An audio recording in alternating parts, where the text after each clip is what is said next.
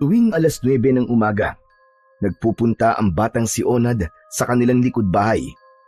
Doon siya pumipwesto sa ilalim ng puno kung saan naroon ang isang maliit na lamesa na gawa sa kahoy. Sa ibabaw nito ay merong mga halamang nakapaso. Agad na pinulot ng bata ang isang lata ng pintura at binuksan yon. Kinuha na rin niya ang brush na lumang-luma na at halos ubos na ang hibla. Nang maisawsaw niya ito sa pintura, hinawakan niya kagad ang isang basag na paso at agad itong kinulayan. Masaya ang araw niya kapag nagagawa ang bagay na yon tuwing umaga. Ang bata kasi ay mahilig sa mga halaman. Ang lahat ng mga halamang makikita sa kanilang bakuran ay tanim niyang lahat.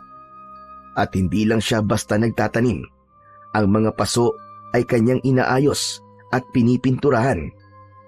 At hindi lang ito basta nagiging palamuti sa kanilang bakuran, kundi ibinibenta rin ng kanyang lola sa palengke at ang napagbibentahan ay kusa niyang ibinibigay sa matanda para pandagdag sa mga gastusin nila. Nang matapos ang isa, ay napangiti siya at nagsalita. Yes! 1 point na kagad! Sigurado ako makakatapos ako ng marami ngayong umaga. Ang ganda ng panahon eh. Pagkatapos ipatong sa tabi ng mga halaman ang nakulayang paso, muli siyang pumulot ng isa pa at muling nagpinta. Ngunit habang abala siya, bigla siyang nakarinig ng mga kaluskos mula sa kanyang likuran. Napaangat siya ng tingin at lumingon sa pinanggagalingan ng ingay. 3 bata ang papalapit sa kanya. Uy! Ano naman yan, Onad? Paso na naman ang hawak mo ah. Wala ka na bang ibang alam gawin kundi magkutingting ng ganyan? Para ka ng lola. Hehe. Hindi nagsalita si Onad.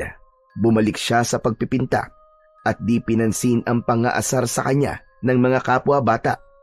Nagkunwari siyang walang narinig. Tama na yan. Hindi na yan maayos. Sira na yan eh. Parang ikaw.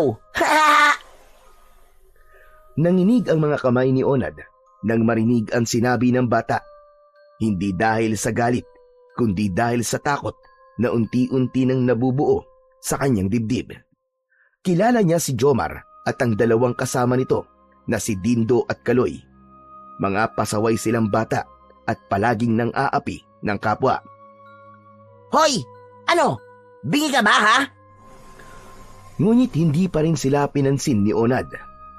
Aba, suplado ka na yata ngayong kuba ka. Mabilis na lumapit ang grupo ni Jomar at pumwesto ito sa harap ni Onad. Ang yabang mo ah. Ba't di ka na namamansin ha?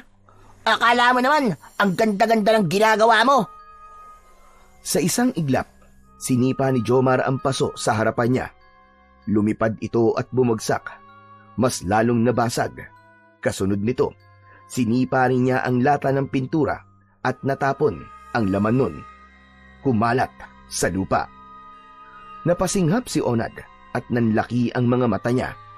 Pero hindi siya nakapagsalita. Tahimik lang siyang nakatingin sa mga gamit na nasira. O ano? Anong masasabi mo ha, kuba? Bakit mo naman ginawa yun? Ano? Anong sabi mo? Ulitin mo nga. Wala akong narinig eh. Ang sabi ko, ba't mo naman ginawa yun? Biglang itinulak ni Jomar ang bata. Dahilan para mabuwal ito. Malakas na loob mo ah. Tinataasan mo na ako ng boses ah. Ano? Lalabang ka na ba? Hindi agad nakatayo si Onad. Nakatingin lang siya kay Jomar at sa mga kasama nitong bata.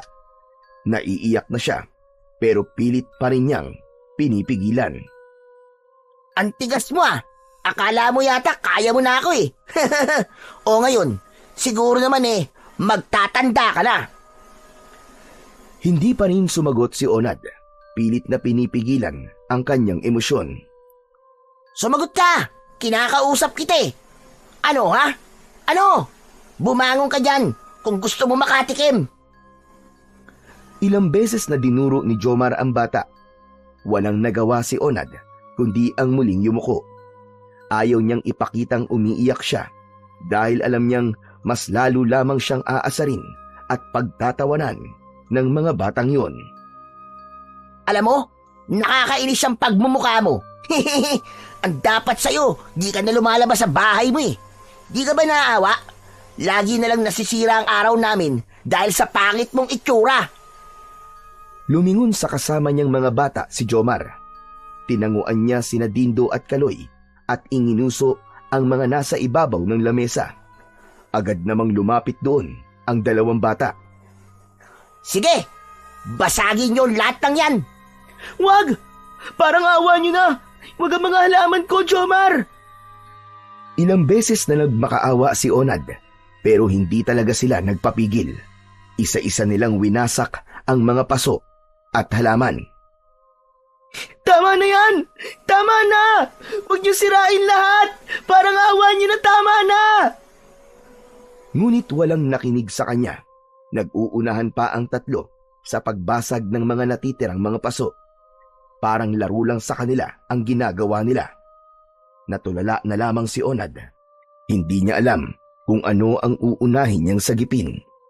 Muli siyang yumuko para pulutin sana ang isang paso na medyo basag pa lang. Pero huli na, sinipa ito ni Jomar at tuluyan na ngang nadurog.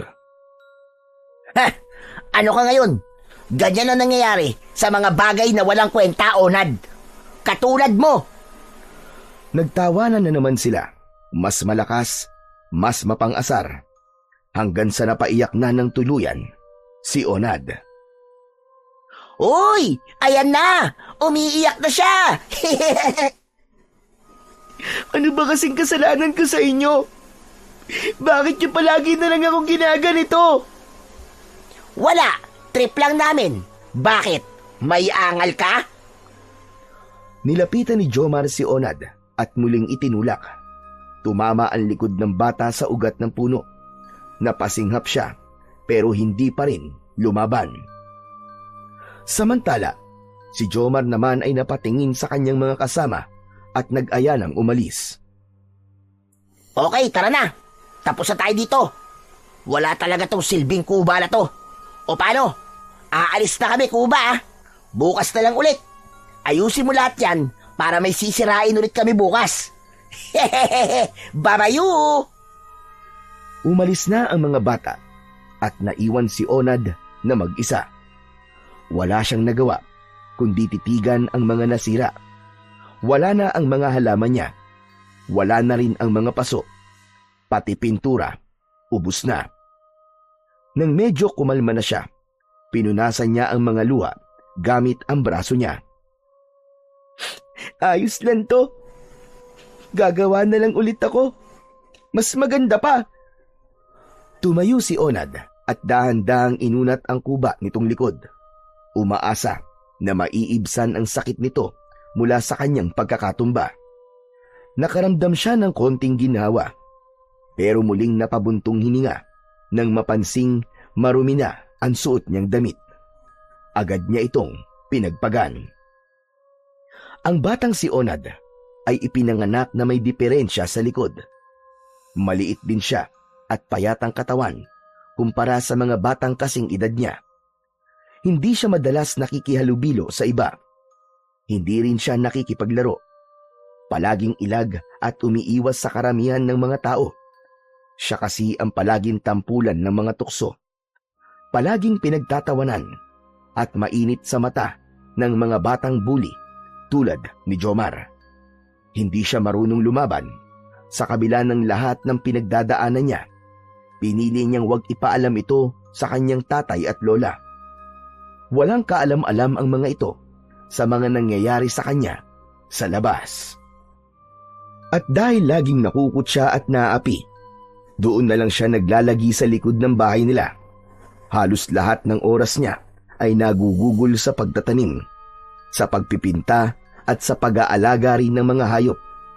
Ang mga ito ang itinuturing niyang kaibigan, mga kakampi sa mundo na tila walang lugar sa isang katulad niya. Ang batang si Onad ay wala na ring ina. Maaga siyang naulila. Namatay ito sa sakit 1 taon mula nang isilang siya. Naiwan siya sa pag-aalaga ng kanyang lola at ng kanyang ama. Ang mabuti pa, lilinisin ko na itong mga basag na paso at sirang halaman. Baka mamaya dumating pa si tatay dito. Makita niya to tapos magtanong pa sa akin. Dahan-dahan siyang yumuko at pinulot ang mga basag na paso at halaman. Pero bigla siyang natigilan nang may mapansing gumagalaw sa may damuhan. Uy, mukhang may naligaw na namang hayop dito ah. Agad na lumapit si Onad sa parte ng bakuran nila na may maraming damo. Sa likod ng bahay nila, may bahagi talaga na madamo dahil malapit yon sa gubat. Hindi na bago sa kanya ang makakita ng mga ligaw na hayop sa lugar na yon. Ngunit nang makalapit siya, ay nag-alangan din siya nang biglang maisip na baka ahas o isang mabangis na hayop ang naroroon. Pumulot siya ng patpat para pang depensa kung sakaling may umatake sa kanya. Maingat niyang hinawi ang damo. Pagkatapos ng ilang sandali, may nakita siyang gumagalaw. Marahang-marahan, isang pagong. Tahimik itong gumagapang sa damuhan. Maliit lang ito, pero agad niyang napansin na kakaiba ang itsura. Ang bahay nito ay parang kulay ginto at kumikislap kapag tinatamaan ng araw. Napanganga si Onad sa gulat at tuwa. Napaluhod pa siya sa tabi ng pagong para mas mapagmasdan pa ito ng mabuti. Wow! Ang ganda-ganda mo naman, Pagong! Ngayon lang ako nakakita ng katulad mo.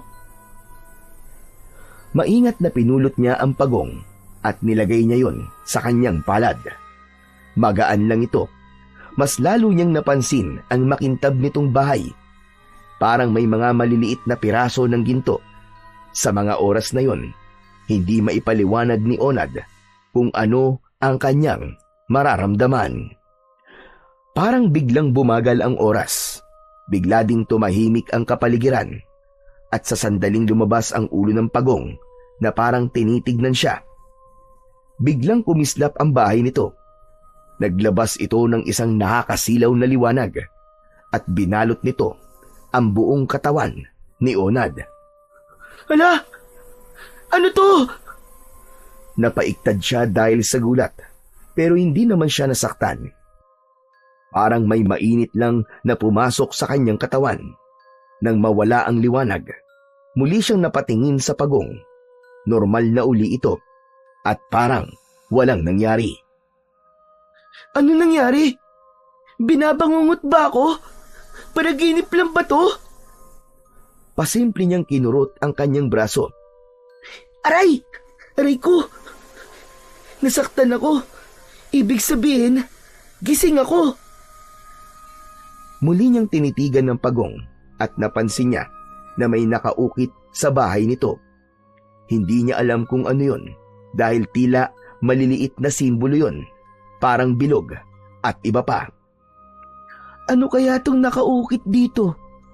Saka para saan? Bakit inukita nila ang bahay mo? Kawawa ka naman. Dahan-dahan niyang hinaplos muli ang mga ukit gamit ang kanyang daliri. Nang magalaw niya ito, isang bahagyang liwanag ang muling lumabas mula sa mismong ukit. Napaatras na naman siya ng kaunti. Hawak pa rin ang pagong. Hala! Ang astiga! Totoo nga! Umiilaw ka nga! Biglang napangiti si Onad. Imbis na magtago o matakot, natuwa siya sa tila pagpapakitang gilas sa kanya ng pagong. Biglang gumaan ang kanyang pakiramdam. Nalimutan niya ang lungkot at sakit na nararamdaman niya. Maliban kasi sa hilig sa paghahalaman, ay gustong-gusto din niya ang pag-aalaga ng mga hayop. Sadyang malambot ang puso niya sa mga ito, lalo na yung mga nangangailangan ng pagmamahal at pagkalinga. May isa siyang ibon na napulot niya. Bali ang pakpak nito, kaya inalagaan niya araw-araw hanggang sa muling lumakas.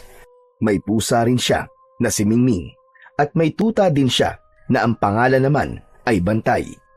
Meron pa siyang 2 alagang kuneho na nilagay niya sa isang kulungan sa gilid ng bahay nila. Ang mga hayop na ito ang nagiging kalaro niya tuwing sasapit ang hapon. Kaya naman, nang makita niya ang pagong, inisip kagad niya na may madadagdag na namang kaibigan sa munti niyang mundo. Sige, halika na Pagong, iuuwi na kita. Gagawa ko ng bahay mo. Naglakad na siya pabalik sa bahay nila. Ngunit napansin niyang dumating na ang kanyang ama na si Mang Karding. Naglalakad ito palapit sa kanyang kinaroroonan. Agad nitong napansin ang hawak niyang pagong. Ano yan? Pagong? Opo, Tay. Kukunin mo na naman yan, anak. Ang dami mo ng alaga. May aso ka na, may pusa, may ibon, may kuneho. At may butiki pa sa kwarto mo. Napakamot sa ulo niya si Onad at tumango. Bahagyang ngumiti na parang nahihiya. Tay, hindi ko naman po alaga yung butiki na yun eh. Kusa lang po yung nandun eh. Hindi ba? Akala ko kasi alaga mo eh. Ang dami na kasi. Pero anak, saan ba galing ang pagong na yan, ha? Dun po, Tay, sa may damuhan po. Nakita ko lang. Aba, talaga? Baka naman may nagmamay-ari na niyan, anak. Baka magalit yung may-ari niyan. Wala naman po siguro, Tay. Kasi po, sa palagay ko, galing po to dun sa gubat eh. Tignan niyo po, oh. Parang nga po siyang nangihina eh. Parang may sakit. Kaya kukunin ko po muna siya at aalagaan ko po para lumakas. Ay nako anak. O sige, pagbibigyan kita ngayon pero dapat matutunan mo na hindi lahat ay dapat mong kunin. May mga hayop na kailangan pabayaan na mamuhay sa kanilang sariling tahanan. Naiintindihan mo ba ako, anak? Opo, Tay. Pero hindi ko po kasi matiis minsan eh. Lalo na po kapag nakakakita po ako ng may sakit na hayop. Para po kasi silang nakikipag-usap sa akin eh. Parang naririnig ko po ang boses nila na nangihingi po sila ng tulong. Kaya ayun, di ko po maiwasan na hindi po sila kunin. O sige. Yan ang gusto mo eh. Pero ikaw ang magpapakain dyan, ha? Hindi ako makikialam sa pag-aalaga mo niyan. Wala pong problema, Tay. Kayang-kaya ko po siyang alagaan. Ako pong bahala sa kanya. O sige. Ay, Tay, hindi niyo po ba napapansin? Parang may kakaiba po sa pagong na to. Para po siyang isang espesyal na hayop. Napakunot ang noo ni Mang Karding sa sinabi ng kanyang anak. Wala naman siyang nakikitang kakaiba sa pagong na yon. Maliit lang, maitim ang balat at may matulis na nguso. Ano ka mo, espesyal? Aba, paano mo naman nasabi yun, anak? Di niyo po ba nakikita, Tay? Ito po, oh. Meron po siyang ukit sa likod. Lumapit si Mang Karding at maingat na tinignan ang likod ng pagong. Totoo nga, may mga kakaibang linya at hugis siyang nakita. Aba, oo nga no. Ngayon lang ako nakakita ng ganitong pagong ah. Saglit silang natahimik. Pinagmasdan lang nila ang pagong habang dahan-dahan itong gumagalaw. Napansin ni Mang Karding na hindi ito nagtatago sa loob ng bahay nito. Tila sanay na sa mga tao. Ano po kayang ibig sabihin nito, Tatay? Hindi ko alam, anak eh. Pero may kilala akong kayang magbasa ng mga sinaunang sulat at simbolo. Sino po? Ang lola mo. Hintayin mo siya mamayang tanghali. Pagka-uwi niya galing sa palengke. Nako, sinasabi ko sa iyo, anak, maraming alam yun. Sigurado akong mababasa niya to. Nang marinig ni Onad ang sinabi ng kanyang ama, bigla siyang nakaramdam ng pananabik. Napatingin siya sa malayo. Tila inabangan na kagad ang pagdating ng matanda. Si Lola Milagros ay ang ina ni Mang Karding. Siya ay 65 taong gulang na, pero malakas pa rin at nananatiling matalas ang isip. Marami itong alam na mga bagay. Ayon sa kwento mismo ng matanda, lumaki siya sa piling ng kanyang mga magulang na albularyo at mananambal. Bata pa lang daw siya, sanay na siya sa mga halamang gamot, orasyon at mga ritual. Isa sa mga natutunan niya noon ay ang pagbasa ng mga sinaunang sulat at simbolo. Yung iba ay nakasulat pa sa Latin o kaya'y baybayin na ginagamit pa ng mga ninuno natin. May mga luma rin siyang espesyal na aklat na itinatago sa baul sa ilalim ng kanyang kama. Sa kanilang bahay, may isang silid na parang maliit na aklatan. Puno yun ng mga lumang libro at papel. Doon madalas tumambay si Lola Milagros kapag wala sa palengke. Mahilig din siyang magsulat ng mga panaginip, mga kakaibang pangyayari at mga palatandaan na ayon sa kanya ay galing sa kalikasan. Mga babala o kaya naman ay mga mensahe. Isinusulat niya ang lahat ng mga yon sa kanyang lumang kwaderno. Samantala, hindi naman mapakali si Onad sa kanyang kinatatayuan. Makikita pa rin ang kasabikan sa kanyang mga mata. Sana po, dumating na kagad si Lola. Nako, wag mong hintayin ng ganyan ng lola mo. Baka lalo ka lang mainip. Sige po. Tatalikod na sana si Mang Karding para pumasok sa kanilang tahanan. Pero napansin niya ang tila binagyong halaman ng kanyang anak. Oh, teka! Ba't ang kalat dito? Saka bakit parang nasira ang mga halaman mo? Si Bantay bang may kagagawa nito? Tay, ano po kasi? Opo. Si Bantay nga po. Bahagyang kumunot ang noo ni Mang Karding, pero hindi na siya nagtanong pa.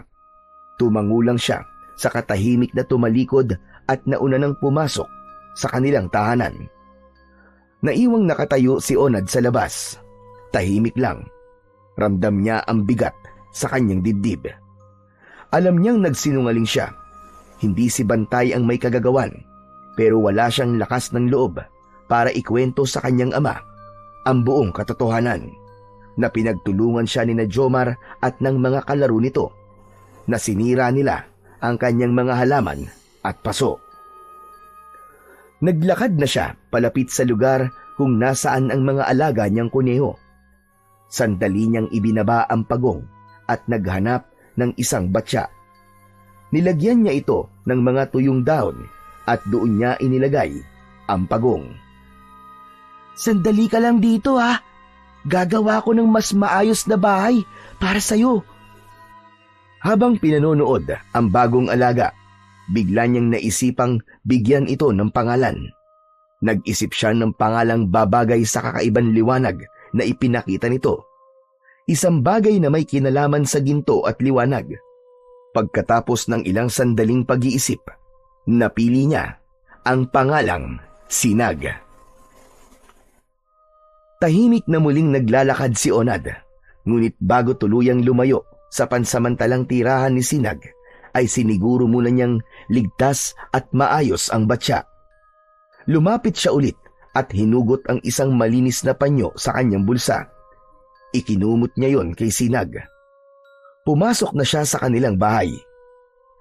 Hapon na nang marinig ni Onad ang tunog ng tricycle na tumigil sa harap ng bahay nila. Napatalon siya nang dahil sa labis na tuwa. Yun! Ayos! Dumating na si Lola ko! Dali-dali siyang tumakbo palabas upang salubungin ang kanyang Lola Milagros. Bitbit ng matanda ang ilang bayong ng gulay at isda mula sa palengke. Medyo pawisan at hingalang matanda, ngunit napangiti ito nang makita ang kanyang apo. Lola! Dali po! Meron po akong ipapakita sa inyo. Masiglang bungad ni Onad habang kinukuha ang isang bayong mula sa matanda. Aba, bakit parang sabik ka na naman, Onad? May kalokohan ka na namang gagawin, ano? Hindi po kalokohan, Lola.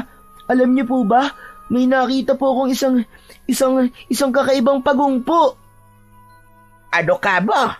Pagong?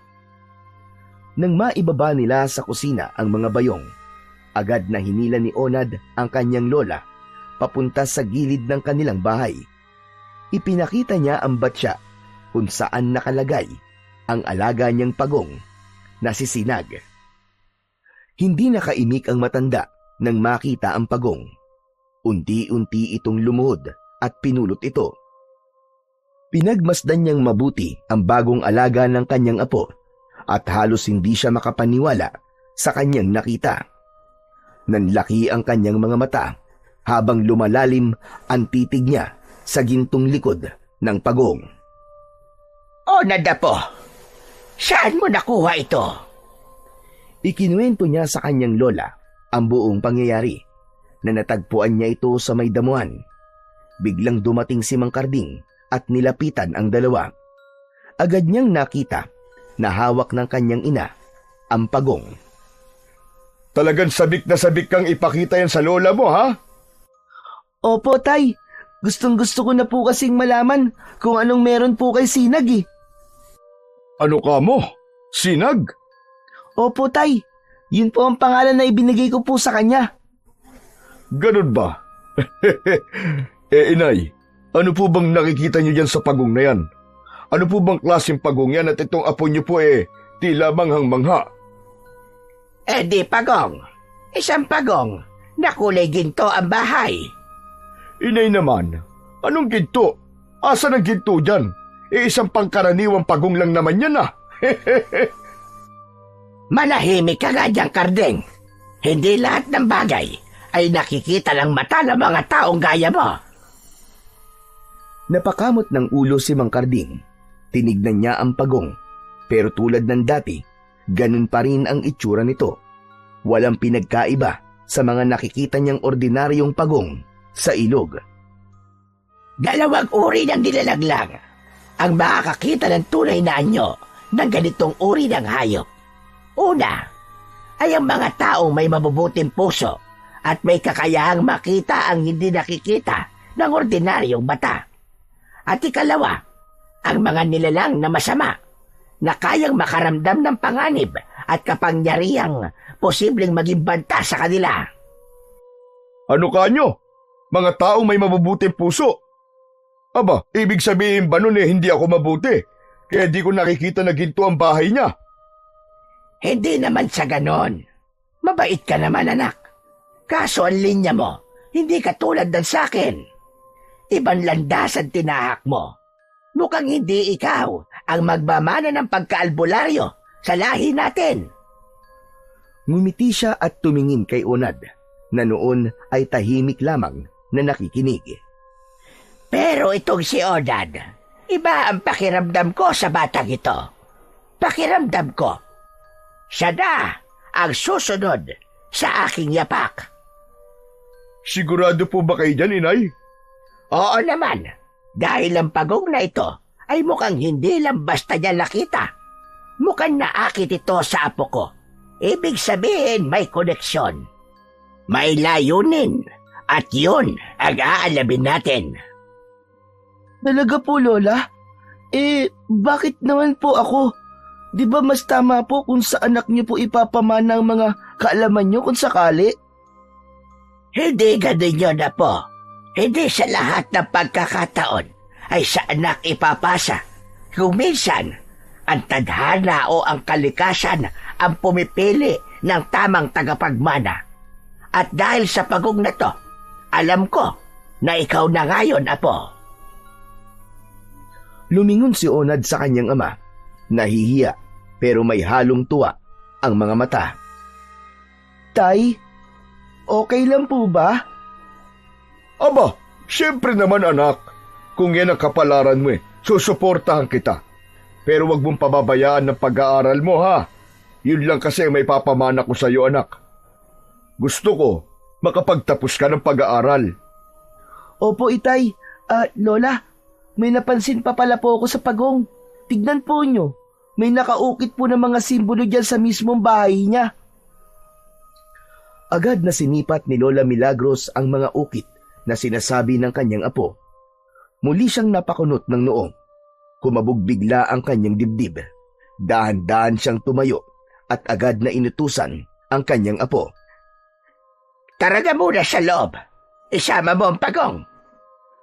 Pumasok sila sa bahay. Dumiretso sila sa sala. Bitbit ni Onad ang pagong, samantalang nakasunod naman sa kanya ang kanyang ama. Pagdating sa loob, ay biglang inutusan muli ni Lola Milagros si Onad na kunin ang lumang baul nito sa ilalim ng kanyang kama.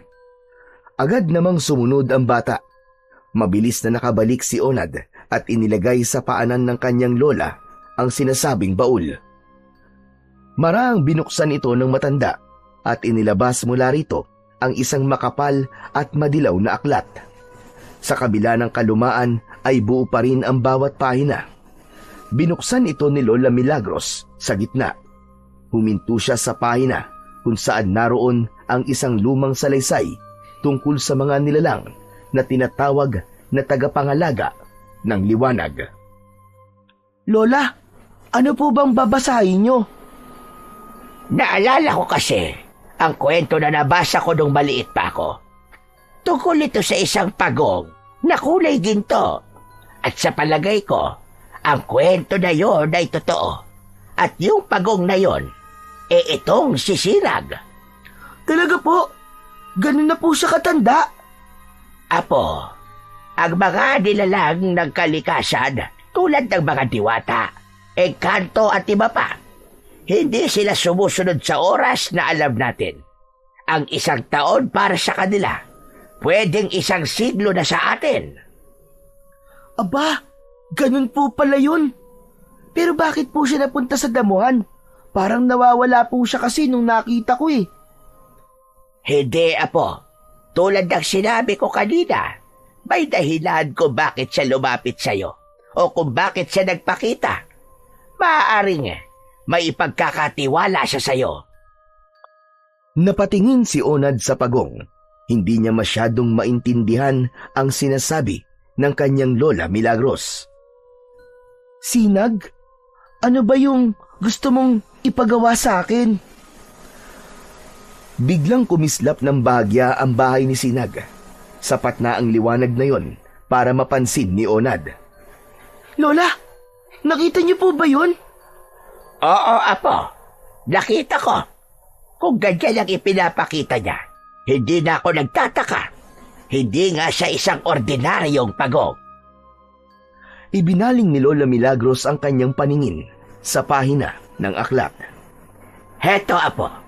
Pakinggan mo itong mabuti para malaman mo kung ano talaga ang alaga mong si Sinag. Agad na sinimulang basahin ng matanda ang nilalaman ng aklat. Noong unang panahon, may mga nilalang na isinilang mula sa mismong sinapupunan ng kalikasan. Sila ang tinatawag na tagapangalaga ng liwanag o mga aninaw. Sila ang nagsisilbing tulay sa pagitan ng buhay at kamatayan. At kapag isa sa kanila ang namatay, muli silang isisilang sa anyo ng isang hayop. Kadalasan sa isang hayop na mahina sa paningin ng mga tao. Tulad po nitong pagong, Lola. Ibig sabihin, Lola, si Sinag ay dati palang aninaw. Isang elemental na tagapangalaga ng liwanag. Pero, bakit po siya nagpakita? Ayon dito sa libro, ang isang aninaw ay nagpapakita lang sa tao kapag gusto niyang ilipat dito ang kapangyarihang matagal nang nawala o nakatago. Kasi ang mga aninaw, Apo, kapag isinilang silang muli bilang isang hayop, ibig sabihin nun, hindi nagagamit ang kapangyarihan nila. Pero may kakayahan silang ipasa ito sa isang taong karapat-dapat. Taong karapat-dapat? Ako po ba yun? Karapat-dapat po ba ako, Lola? Oo, Apo. Yun na nakasulat dito. Pero makinig ka muna. Kapag daw nagpakita na siya sa isang tao, ibig sabihin, handa na nga niyang ipasa ang kapangyarihan sa isang taong pinagkakatiwalaan niya. Pero maibibigay lang niya ito kapag tuluyan na siyang namatay. Nang marinig ni Onad ang sinabi ng kanyang Lola Milagros, tila biglang bumigat ang kanyang pakiramdam. Napatingin siya kay Sinag. Hindi siya makapaniwala na agad itong mawawala sa kanya. Pero Lola, ayoko po mawala siya. May magagawa po ba kayo para para mapahaba pa po ang buhay niya? Wala na tayong magagawa ron, Apo. Dumating na ang hangganan ng kanyang buhay at hindi na natin mapipigil yon. Huwag kang malungkot, Apo. Isipin mo na lang na gusto niya ito kasi makakapagpahinga na siya. Pero Lola, mababawasan naman po ang kaibigan ko. Masakit po yun sa akin. Apo, lumabas ka ng bahay. Marami kang pwedeng maging kaibigan.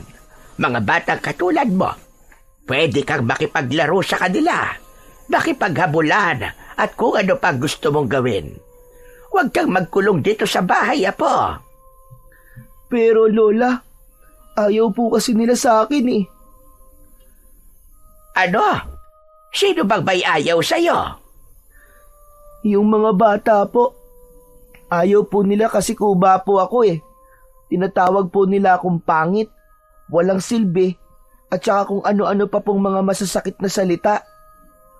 Sa sinabing yun ng bata, biglang napatayo sa kanyang kinauupuan si Mang Karding na kanina ay tahimik lang na nakikinig sa usapan nilang maglola. Ano ka mo? Sinabi nila sa iyo yun, anak? Abay, mga lokong bata yun ah. Sino-sino mga yan? Sabihin mo sa akin at pagkukukutusan ko. Magtigil ka nga. Anong kukutusan ang sinasabi mo? Abay, tuturuan mo pa ng mali itong apo ko. Dapat ikaw ang maging ehemplo. Humilahong ka nga muna, Karding. Hindi tayo pwedeng magpadalos-dalos ng desisyon, lalo na't mga bata yan. Opo, inay. Nandun na nga tayo. Alam ko naman yun eh. Naiinis lang po ko. Hindi ko alam na tinatawag pala nila ng ganun ang aking anak. Aba, ba't naman kasi hindi ka nagsasabi sa akin, anak eh? Sana ipinaalam mo kagad sa amin ang lola mo para nasolusyonan natin kagad. Ayoko po kasi kayong bigyan ng alalahanin, Tay eh, Lola. Eh kung ganun po ang tingin nila sa akin, tanggap ko naman po eh. Saka, totoo naman po yun. Sanay na rin po ako. Aba, mali yun. Hindi dapat ganun, anak. Wala naman na po akong magagawa eh. Kung wala talaga akong halaga sa kanila. Anak, hindi nasusukat sa itsura ang halaga ng isang tao. Ang tunay na ganda, nasa puso, nasa asal at nasa tapang mong tumayo kahit ilang beses ka pang ibagsak. Ganun po ba, Tay? Oo naman, anak. Pero ito'ng tatandaan mo, ha? Kung ano man ang pagdaanan mo, palagi kaming nandito ng lola mo. Opo, Itay. Tatandaan ko po. Mabait kang bata, anak. Huwag mong hayaan na ang tingin ng ibang tao ang magdikta ng halaga mo. Tama ang tatay mo, Onad. At siguro, ito na rin ang simula. Ang simula ng pagbabagong matagal nang hinihintay sa buhay mo. Dahil hindi lang basta kapangyarihan ang ibibigay ni Sinag sa'yo, kundi pagkakataong ipakita sa mundo kung sino kan talaga. Tahimik na yumakap si Onad sa kanyang ama at lola at sa unang pagkakataon, naramdaman niya ang magkaroon ng mga totoong mga kakampi. Oh, bago tayo mag-iyakan dito, may kailangan pa tayong malaman. Ano po yun, Lola? Kailangan nating malaman kung paano mapupunta sa'yo ang kapangyarihan nitong si Sinag. Saglit na nag-isip ang bata. Maya-maya ay ikinuwento niya kung paanong binalot siya ng liwanag at naramdaman niyang mainit na pakiramdam.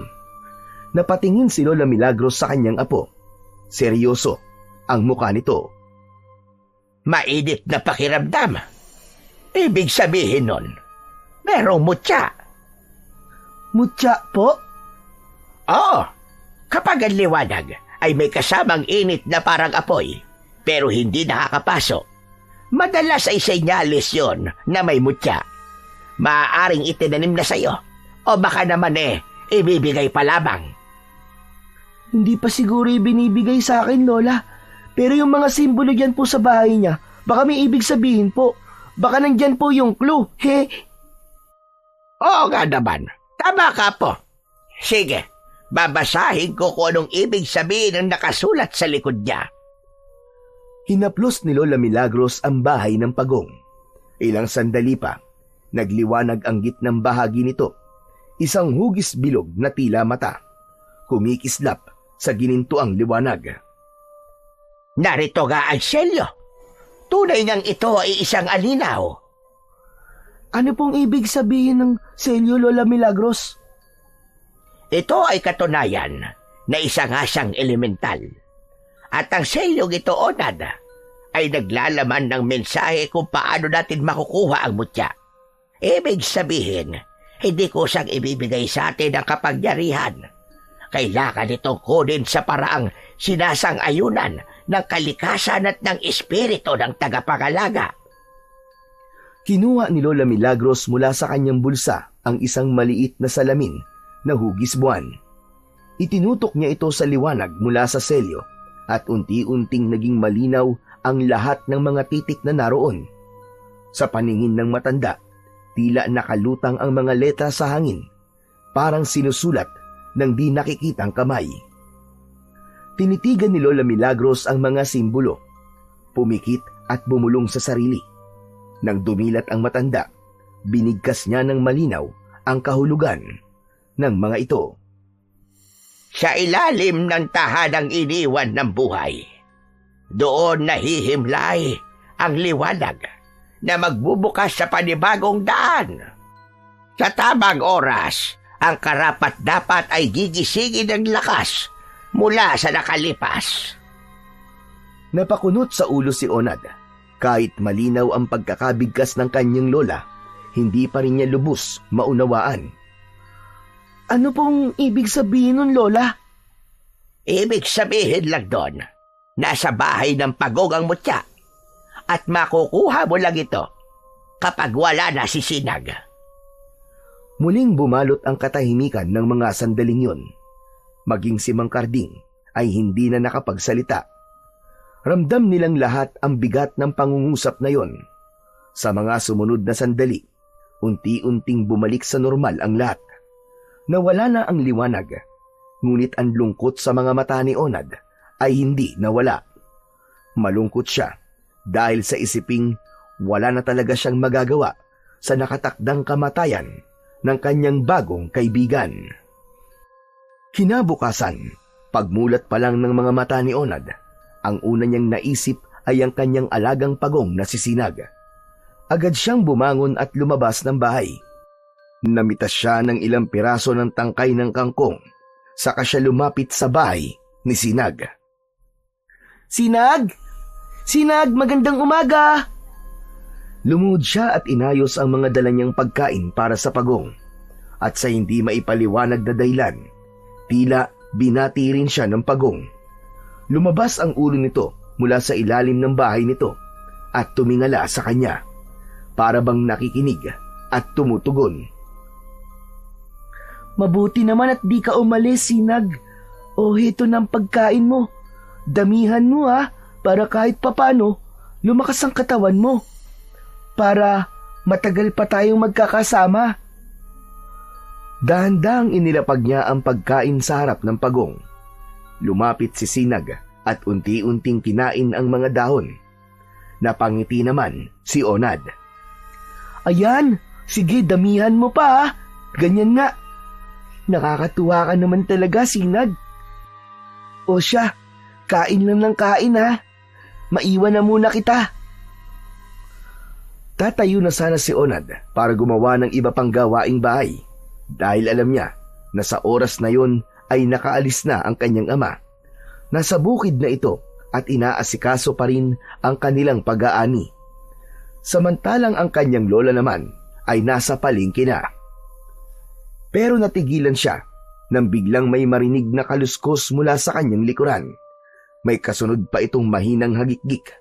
Dahan-dahang lumingon si Onad at nakita niyang papalapit na naman sa kanya ang tatlong batang ayaw na ayaw niyang nakikita tuwing umaga.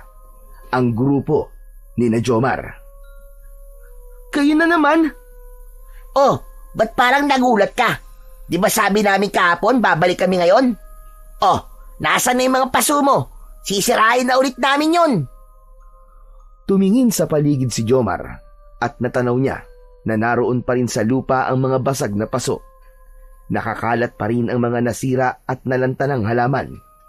Kumunot ang noo nito. Tila nagtataka. Hala! Bakit hindi mo inayos? Ano kasi? Biglang nabaling ang paningin ni Jomar sa batya at nakita nito ang pagong. Tumaas ang kilay nito at biglang napangisi. Uy!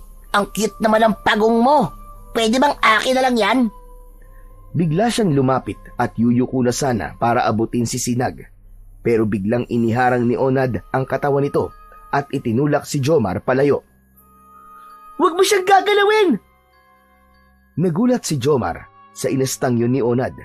Hindi niya inaasahang lalaban ito sa kanya. Sanay siya na kapag tinatakot nila ito, yuyuko na lang si Onad at mananahimik. Pero iba sa oras na yon. Iba ang nakita niya. Hindi lang basta pumigit na si Onad. Nakita niyang nakakuyom ang kamao nito, tapos ay nakatitig sa kanya ng derecho. Nang makabawi sa gulat, lumapit si Jomar. Ayaw niyang padaig kay Onad. Agad niyang pinanlakihan ito ng mata habang hinahampas-hampas ang sarili niyang palad gamit ang kanyang kamao. Parang pinaparamdam kung ano ang susunod na mangyayari. Aba! Matapang ka na ngayon ah! Lalabang ka na? Gusto mo suntukan tayo?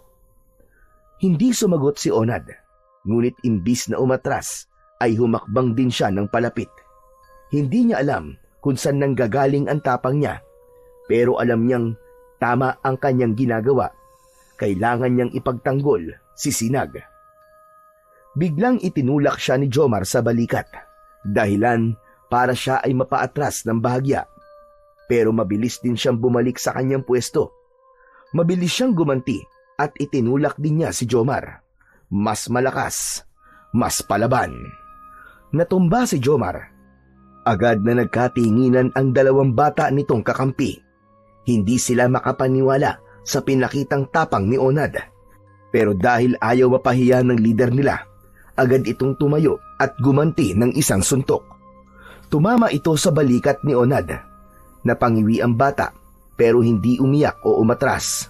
Gumanti siya ng suntok sa sikmura ni Jomar. Napaubo ang bully. Susundan pa sana niya ito ng isa pang suntok, pero tumulong na kagad sina Dindo at Kaloy. Hinila ni Dindo ang t-shirt ni Onad at itinulak siya pabagsak sa lupa. Napatihaya si Onad pero pilit siyang bumabangon. Ngunit hindi siya makabangon. Naging sunod-sunod na ang pag-atake ng tatlong bata sa kanya. Sinipa siya ni Kaloy at maya-maya pa ay sinakyan na siya ni Jomar at pinagsususuntok sa muka. Ano ha? Ano?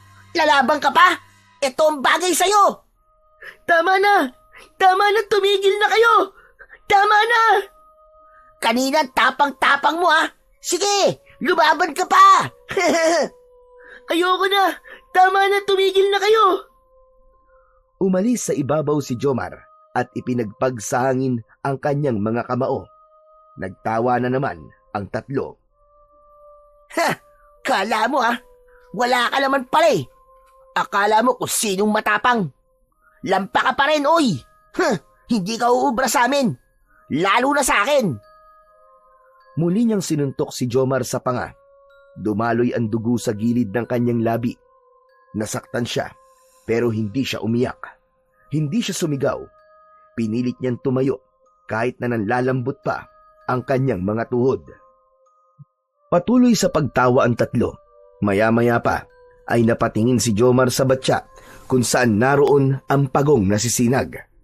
Naglakad siya palapit dito at akmang dadamputin ang pagong. Akin na to ha? Ngunit bago pa niya tuluyang madampot si Sinag, ay kinagat ng pagong ang daliri niya. Aray! Aray ko! Napaatras si Jomar. Hawak-hawak ang daliring nakagat ni Sinag. May dugo ito. Hindi lang sakit ang naramdaman niya. Nanigas at nanginig din ang katawan niya dahil sa naramdamang kuryente nang kinagat siya ng pagong. Napatitig siya sa kanyang kamay. Anong nangyari? Anong klaseng pagong yan? Ba't ako na kuryente? Natigilan ang mga kasama niyang bata. Nanlalaki ang mga mata nila sa nakita. Samantala si Onad ay mabilis na lumapit kay Sinag. Kinuha niya ito at inilagay sa ilalim ng kanyang mga bisig. Hindi mo na siya makukuha. Kahit bugbugin niyo pa ako, hindi ko siya ibibigay sa inyo. Habang nagkakagulo ang apat, biglang lumitaw sa bandang gilid ng kanilang bahay si Mang Ponciano. Halos kasing edad lang ito ng tatay ni Onad. Hindi ito nagsalita, pero sapat na ang presensya nito para matahimik ang lahat. Si Jomar ay di makatingin sa lalaki, samantalang ang dalawa naman na sina Dindo at Kaloy ay unti-unti nang umatras at tumakbo palayo. Takot ang mga bata kay Mang Ponciano. Kilala kasi itong masama ang ugali at masungit na tao. Pero ang pinaka nakakatakot sa kanya ay ang malaking pilat na palihis mula sa kanyang kaliwang mata pababa sa leeg. Nanlilisik ang kanyang malalaking mga mata na parang laging galit na galit at handang manita. May mga kwento-kwento tungkol sa lalaking ito na palaging nakikita tuwing madaling araw na may daladalang sako na wala namang makapagsabi kung ano ang laman. Dahil sa kakaibang gawi at itsura niya, ang mga matatanda sa baryo ay ginawa siyang panakot sa mga makukulit na bata. Itinanim sa mga isipan nila na ito ay nangangain ng batang pasaway. Kaya naman, madalas ay iniiwasan siya ng mga ito at kapag napapadaan sa kalsada, kusa silang umiiwas o tumatakbo palayo. Tulad ng ginawa ng mga batang kakampi ni Jomar. Samantala, tumayo ang lalaki sa tabi ni Onad. Nagpalipat-lipat ang tingin nito sa dalawa, parang may inaalam o sinusukat sa mata ng mga bata. Ano bang kaguluhan ito? Kanina ko pa kayo naririnig mula doon sa bahay ko. Ang iingay nyo! Ikaw, Onad! Alam ba ito ng tatay mo? Hindi po. Wala po dito si tatay eh. Wala dito ang tatay mo, kaya nakikipag-away ka. Malakas din pala ang loob mo, bata. Marunong ka rin pala lumaban. Po, kasi po Mang Ponciano itong si Jomar po eh. Gusto niya pong kunin yung alaga ko. Kaya ka nakikipagbasagan ng muka. At ikaw naman, Jomar, anong ginagawa mo dito? Kasi Manahimik na kayong dalawa, ha? Ayoko ng maingay. At sa susunod na mag-aaway kayo, huwag dito. Dumayo kayo doon sa malayong lugar. Dahil uulitin ko, ayoko ng ingay. Nagkakaintindihan ba tayo? Opo. Pagkatapos sumagot ni Jomar, ay kumaripas na ito ng takbo. Naiwang mag-isa si Onad katabi ang kinatatakutang lalaki. Tumahimik ang paligid. Wala na ang mga pasaway na bata. Pero si Mang Ponciano, nanatiling nakatayo sa tabi ni Onad. Dahan-dahang tumingin ang bata sa lalaki. Napansin niyang nakatitig ito sa kanyang kamay. Kay Sinag. Tumikhim si Mang Ponciano. Pagong mo yan? Hindi agad sumagot si Onad. Pero bago pa siya makapagsalita, nagsalita ng muli si Mang Ponciano. Ginto ang pangalan ng pagong na yan. Alam mo bang akin yan? Matagal ko na siyang hinahanap. Halos mag-iisang buwan na siyang nawawala. Narito lang pa na sa'yo. Po, Ninakaw mo ba yan? Saan mo kinuha yan? naku nagkakamali po kayo. Akin po itong pagong at hindi po siya si Ginto. Siya po si Sinag. Siya si Ginto. Huwag ka na magsinungaling, bata. Kilalang kilala ko kung sino ang alaga ko. At nag-iisa lang yan na pagong na kulay ginto. Mas lalong kinabahan si Onad sa kanyang narinig. Naalala niya bigla ang sinabi ng kanyang Lola Milagros na iilan lang ang pwedeng makakita ng tunay na anyo ng pagong. Ibalik mo sa akin yan! Nagdadalawang isip si Onad kung maniniwala ba siya o hindi.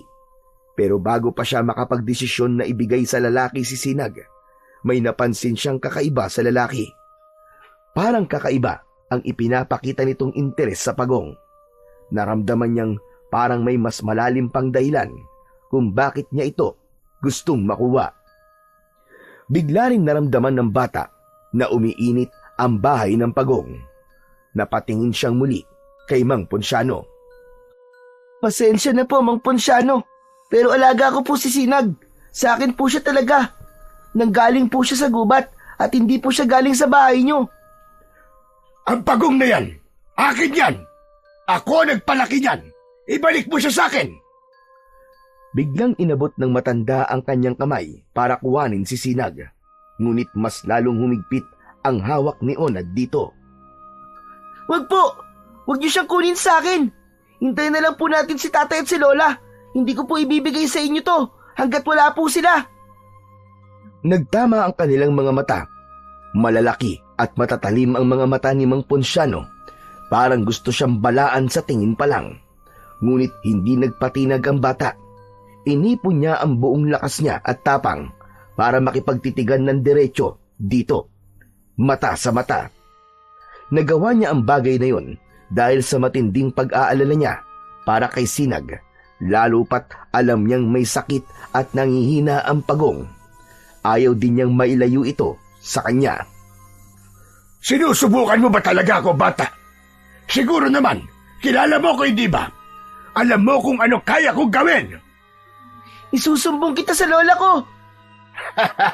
At sa tingin mo, natatakot ako sa kanya. Matanda na ang lola mo at maski isa siyang magaling na albularya, sinasabi ko na sa'yo, hindi niya ako kaya. Kaya ibigay mo na sa akin yan. Akin na! Ibigay mo na ang pagong ko! Napaatras si Onad ng kaunti, pero nanatiling mahigpit ang pagkakahawak niya sa kanyang pagong. Hindi, hindi! Hindi sa isisinag! Nagsisinungaling ka lang! At kung sakali man na ikaw nga ang tunay na may-ari nito, hindi na po kayo karapat-dapat na maging amo niya kasi pinabayaan niyo siya eh. Saka tignan niyo, mas gusto niya ako kaysa sa inyo. Natatakot siya sa inyo. Ah! Ba't ang dami mo ba sinasabi? Akin nasabi yan eh! Hindi! May ilang segundong katahimikan sa pagitan nilang dalawa. Nagkasubukan ang kanilang mga tingin. Hindi mo naiintindihan, bata. Hindi yan ordinaryong pagong. Pagsisisihan mo ang pag-aalaga mo sa kanya. Maniwala ka sa akin. Hindi totoo yan. Sinungaling po kayo. Hindi ako nagsisinungaling. Ipapahamak ka niyan. Wala po akong pakialam. Hindi ako natatakot. Kaya pakiusap po. Huwag niyo na po siyang kunin sa akin na sapilitan. Hintayin na lang po natin si tatay at lola. Napapikit si Mang Ponciano. Huminga siya ng malalim bago muling nagsalita. Tandaan mo, ang araw na ito, bata. Tandaan mo! Pagkatapos sabihin yon, ay tumalikod na ang matandang lalaki. Mabigat ang mga hakbang nito palayo. Hindi na rin ito lumingon. Naiwan si Onad. Yakap pa rin ang pagong na si Sinag. Tahimik lang ang pagong sa kanyang bisig. Inilagay ito ng bata sa kanyang palad at dahan-dahang hinimas ang likod. Nakita niyang kumislap ang gilid ng bahay nito at napatingin si Onad. Sinag, akong bahala sa'yo. Hindi kita pababayaan, promise. Muli niyang niyakap ang kanyang pagong. Ramdam niya ang init ng araw, pero mas ramdam niya ang init sa kanyang dibdib. Hindi dahil sa takot, kundi dahil sa tapang. Sa unang pagkakataon, kahit wala ang kanyang ama at lola, nagawa niyang ipaglaban ang sarili niya at ang kanyang alaga laban kina Jomar at kay Mang Ponciano. Hindi siya natakot, hindi siya umatras. Pumasok na siya sa loob ng bahay nila, kasama si Sinag. Pagkalipas ng ilang oras, dumating na rin sa wakas ang kanyang ama. Dumiretso ito sa kusina at naupo. Agad niyang inilabas sa bag ang pera at sinimulang bilangin yon. Hay! Aba, ayos ah! Ayos na ayos talaga! Lumapit si Onad. Hindi siya agad napansin ng ama. Tila sobrang saya nito sa kinita mula sa pagbibenta ng mga inaning palay. Sa kabila ng pananabik ni Onad, nasabihin dito ang tungkol sa nangyari kanina, ay hindi niya maituloy-tuloy. Abala kasi ang kanyang ama, ni hindi man lang siya tinapunan ng tingin nito. Dahil doon ay bumalik siya sa sala at tumanaw sa bintana.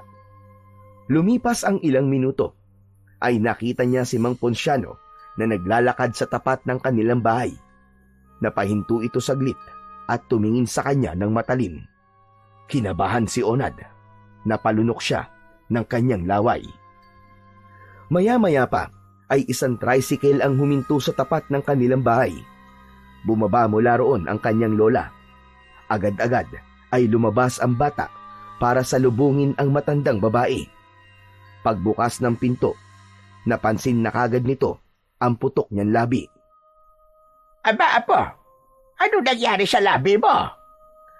Lola, kasi kanina po sina Jomar, pumunta po sila dito. Gusto po nilang kunin si Sinag. Mga walang yang yun talaga. Hindi na talaga nadadala mga batang yon. Pero Lola, lumaban po ako.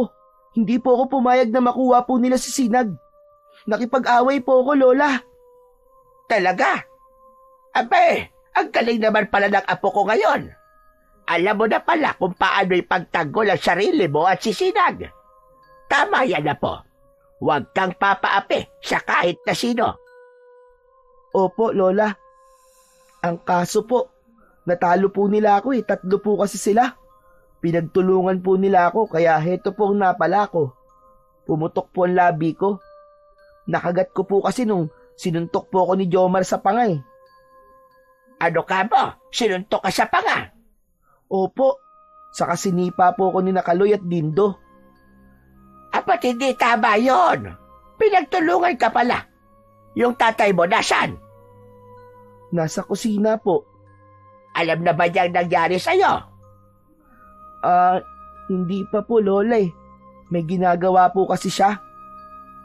Agad na pinuntahan ni Lola Milagros ang kanyang anak at pagdating doon ay hinarap niya si Mang Karding at pinagsabihan.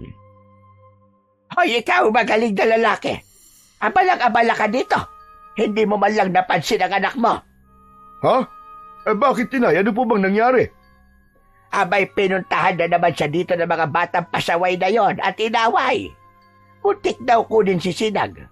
Baka naman pwede nating bigyan ng leksyon ng mga batang yon. Abay, sinaktan na naman ang anak mo. Puntahan natin sila sa bahay nila. Lola, tatay, wag na po. Wag niyo na po silang puntahan. Kaya ko na naman na po eh. Saka ginawa ko na po ang paglaban sa kanila. Sigurado po ako na hindi na po nila uulitin yung ginawa nila sa akin. Ano ka mo, anak? Nilabanan mo sila? Totoo ba yun, anak? Aba, ang galing ng ginawa mo. Sa wakas, nagmana ka na sa akin, anak. Tama yan. Huwag mong hayaan na inaapi-api ka lang ng mga batang yon, ha? Sabihin mo sa akin, kapag inulit pa nila, mananagot na talaga sila sa akin. Opo, tay. Salamat po. Pati na rin po sa inyo, Lola. Napalakas niyo po ang loob ko. Ay, siya nga po pala. May isa pa po nangyari kanina. Ano pa, anak? Dumating po dito si Mang Ponciano. Kaya tumakbo po yung 3.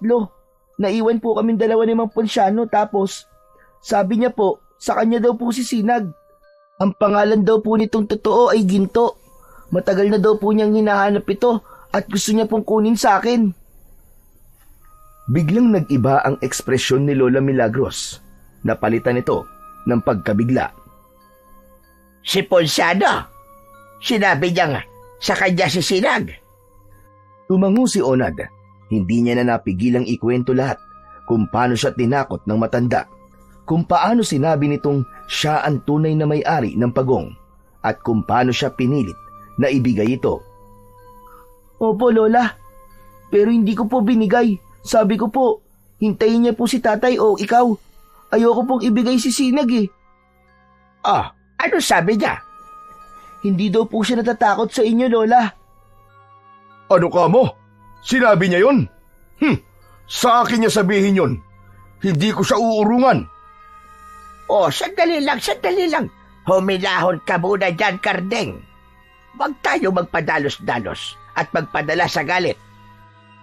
Inay, hindi naman pwede yung ganun. Kinakaya-kaya niya ang mga tao. Ako ang kalabanin niya nang makita niya ang hinahanap niya. Hindi na yan kailangan, Kardeng. Nagawa naman ng anak mong ipagtanggol ang sarili niya. Hindi rin nila naipilit na kunin si Sinag. Pero Apo, simula ngayon, kapag lumapit pa uli sa'yo si Ponsano, umiwas ka sa kanya, Han. Layuan mo siya. At kung talagang may gagawin siya sa'yo, sabihin mo agad sa akin at ako ang bahala. Lola, totoo po bang masama po si Mang Ponciano? Bakit po takot sa kanya ang lahat? Dahil yon sa mga kumakalat na kwento tungkol sa kanya, Apo. Marami siyang ginagawa noon at ngayon nakakaiba. Pero ako, hindi ako takot sa kanya. Kaya ko siyang harapin.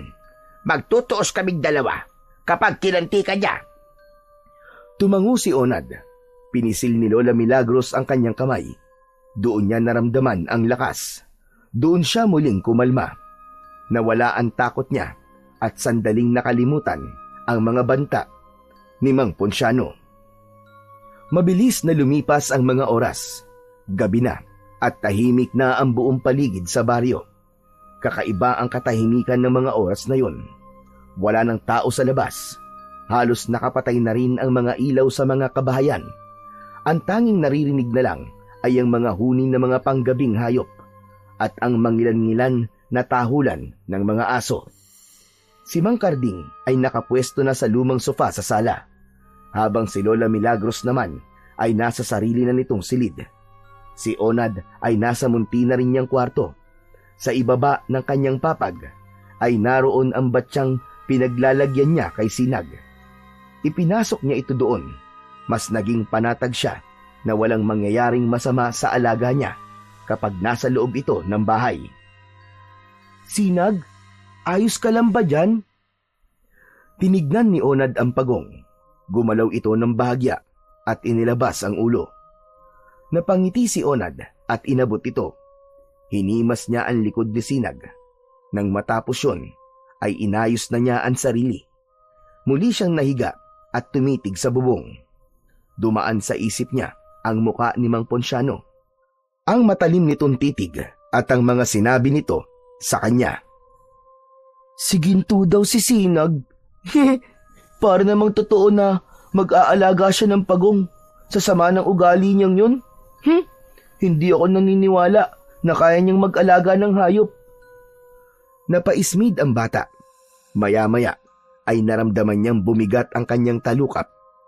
Pipikit na sana siya ngunit bigla siyang napamulat nang biglang may kumalabog sa itaas ng kanilang bubong. Malakas yun. Halos mapatalon din siya mula sa kanyang pagkakahiga. Naramdaman niya ang bahagyang pag-uga ng bubong nila na parang may mabigat na nilalang na bumagsak doon. Kasunod ng tunog na yon ay ang malakas na kalampag na parang binabaklas ang kanilang yero. Hala! Ano yun? Agad na bumangon ang bata at lumabas sa kanyang silid. Bitbit si Sinag. Naabutan niya ang kanyang ama na alerto na din. Hawak nito sa kamay ang isang matalas na itak. Bumukas na rin ang pinto ni Lola Milagros at lumabas. May hawak na latigo na yari sa buntot ng pagi. Ano nangyayari, Tay? Ano po yung nasa bubong natin? Manahimik ka lang, anak.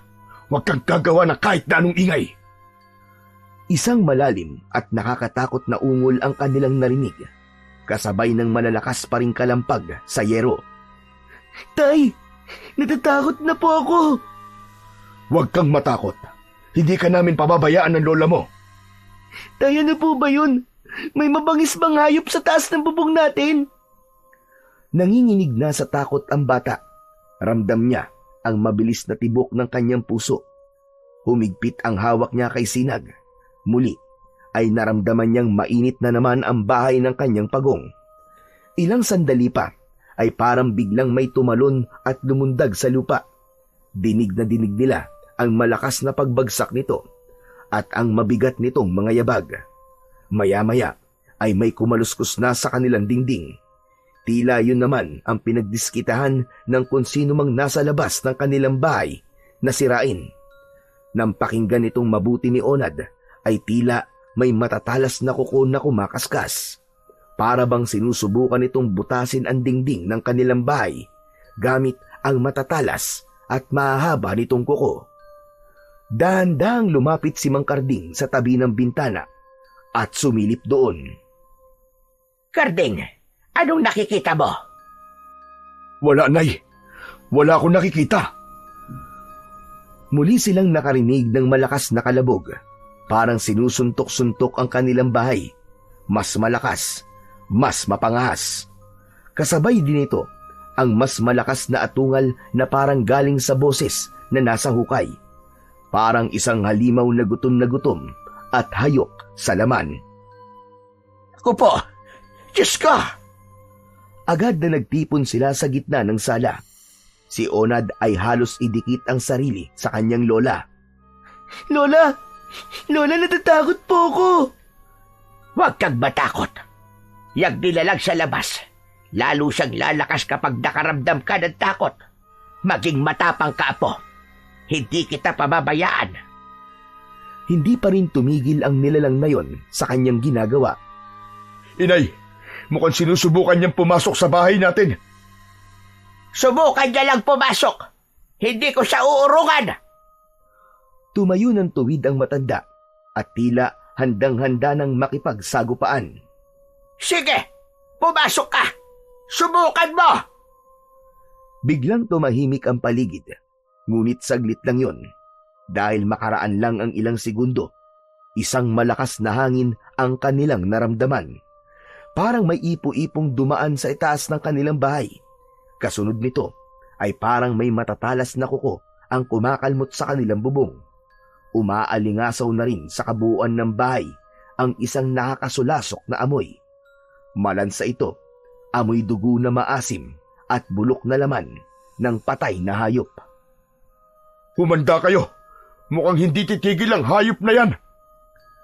Biglang napalingon si Onad sa kanyang lola nang marinig niyang malakas itong nagdasal. Nakapikit si Lola Milagros, hawak-hawak pa rin ang latigo. Pagkatapos ng dasal, tumingala si Lola Milagros sa bubong. Tumingin doon si Onad.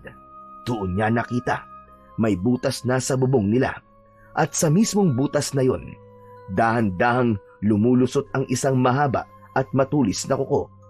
Maitim ito, parang tuyong kahoy, ngunit may mapula-pulang dulo na parang may dugo. Hala! Lola, Tay!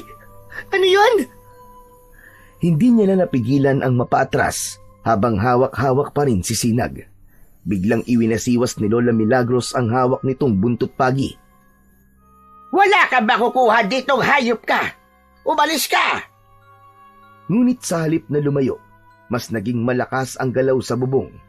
Nag-umpisa nang umalog ang bubong nila. Parang inuuga ito ng kung anong halimaw.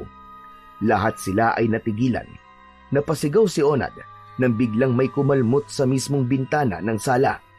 Sa pagkakataong yun, ay napagtanto nilang hindi lang iisang nilalang ang nasa labas ng bahay nila. Nasabi ni Lola Milagros na maaaring 2 o 3 ito. Bigla nilang napansin ang isang kakaibang paggalaw mula sa ilalim ng pinto. Mula sa siwang ay unti-unting lumulusot ang isang anino. Itim, mahaba at baluktot ang katawan. Para itong gumagapang, nakatungo at tila hindi normal ang kilos. Ang leeg nito ay mahaba at tila pilit na ipinapasok ang sarili sa loob ng bahay. Ngunit ang mas nakakatakot sa lahat ay ang 2 bilog na pulang liwanag sa tuktok ng aninong yun. Parang mga matang nagbabaga sa dilim. Hindi gumagalaw ang liwanag, pero ramdam nilang nakatitig ito sa kanila. Mabilis na umaksyon si Lola Milagros. Lumapit siya sa pinto at buong tapang na hinampas ang aninong pumapasok gamit ang kanyang latigo. Tumama ang buntot pagi sa saig, eksakto sa ibabaw ng anino. Saglit na nawala ang pulang liwanag, napaurong ang anino, gumapang pabalik sa labas ng pinto.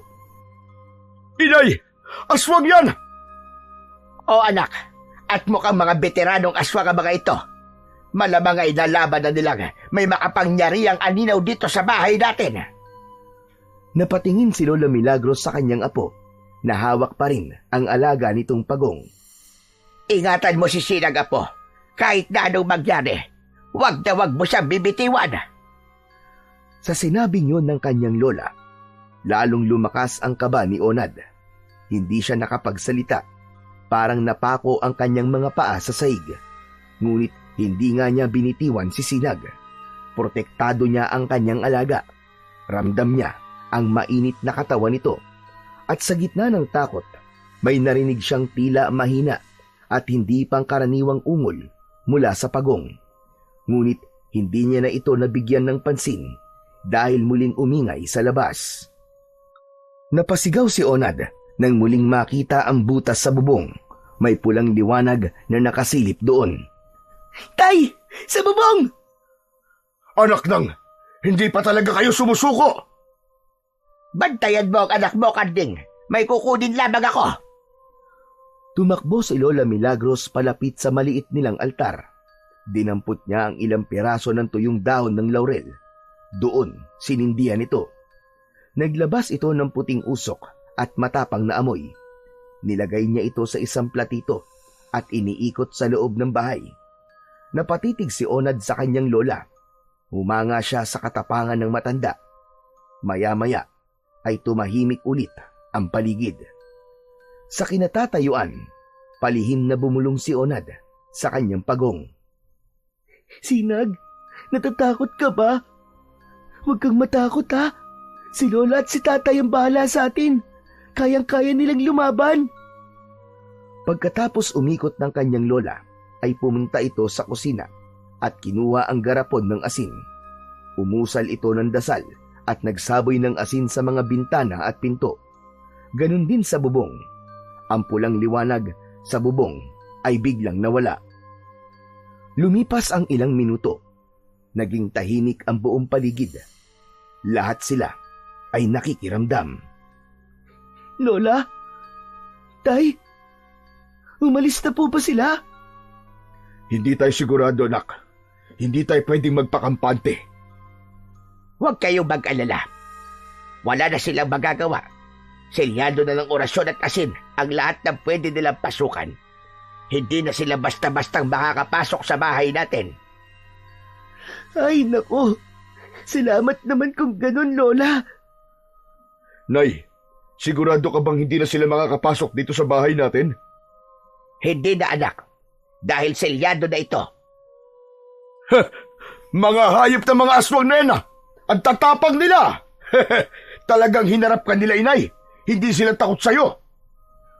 Matagal na panahon na nang huli akong makainkwentro ng aswang. Napuksa ko na ang karamihan sa kanila noon. At yung iba naman, malubha ko na sugatan. Ang akala ko, hindi na sila magbabalik pa. Posibleng naramdaman nga nila na malapit nang maipasa ng aninaw ang kapangyarihan nito sa bagong tagapangalaga.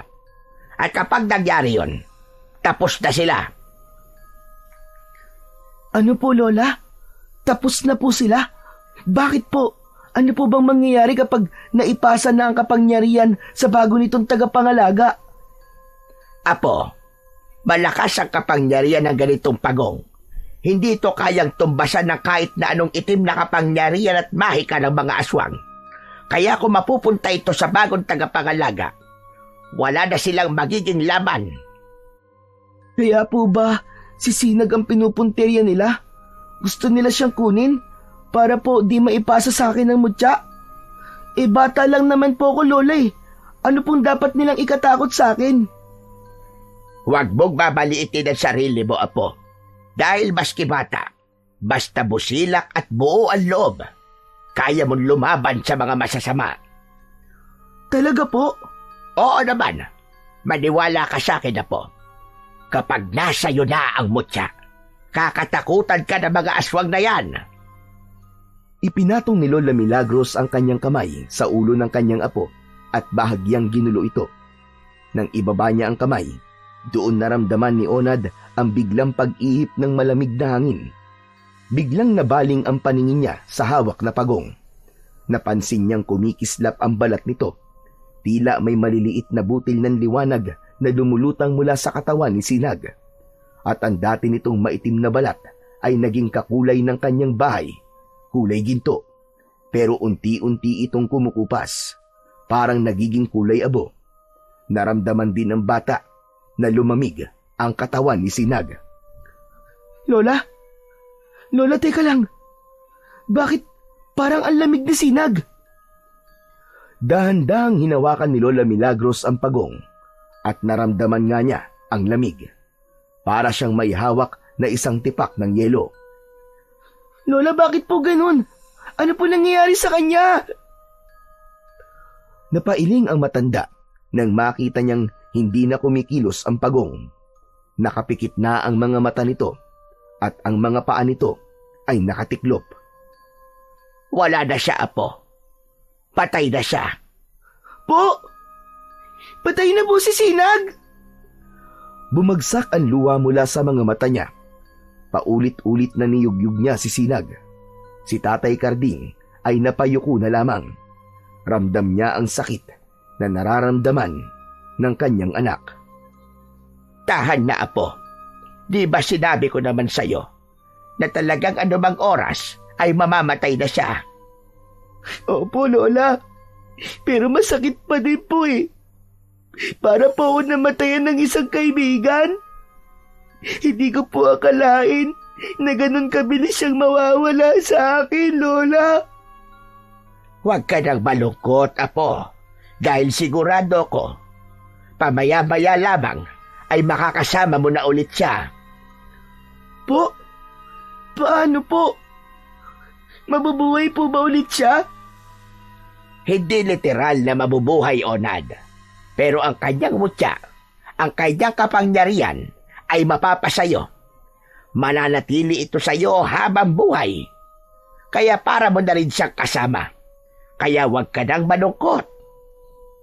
Niyakap ni Onad ang katawan ni Sinag at umiyak siya ng umiyak.